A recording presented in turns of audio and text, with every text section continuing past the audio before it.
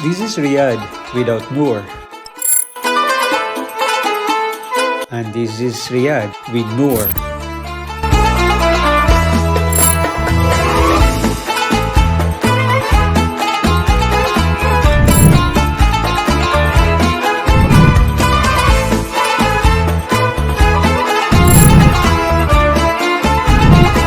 This is Noor Riyadh.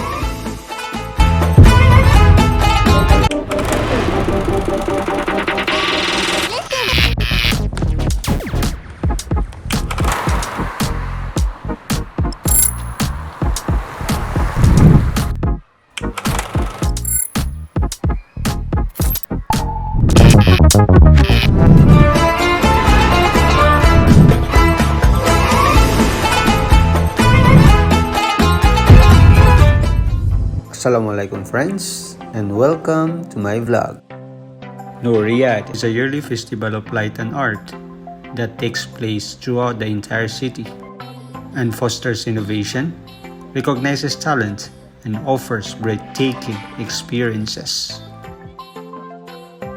We dream of new horizons is the theme for this edition.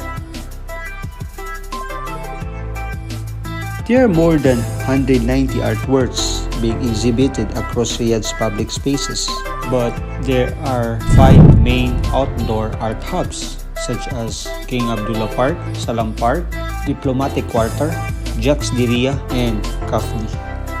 Salam Alaikum. What do you expect to see here? There's a lot of artworks here, all around the park. The park's good. There's 8 arts in different locations. Go there is the person, I will show you the experience. Okay? And there's a drone show in the middle of the park.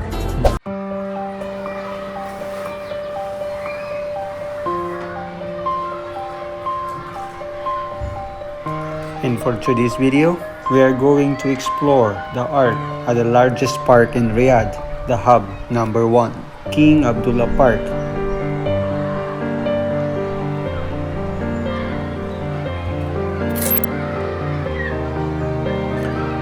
King Abdullah Park is a 31.8 hectare equestrian field that turned into a municipal park in Riyadh.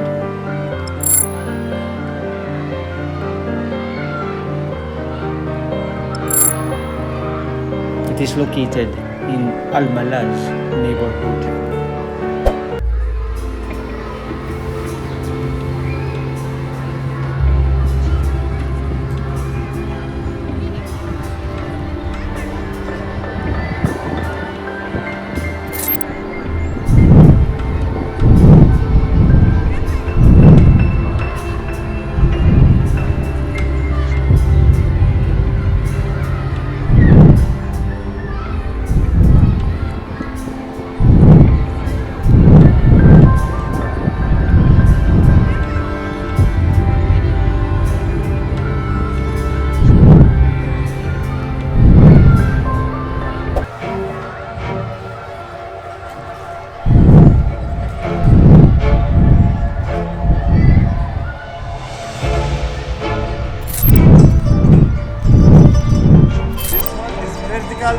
Biggest one in the world. And we have a two just here in Saudi Arabia and another one in another country. It's named Roma. I think it's happening here. This is a screen.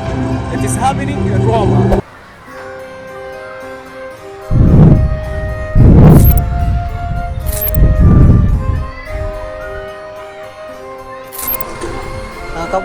Kabayan siya?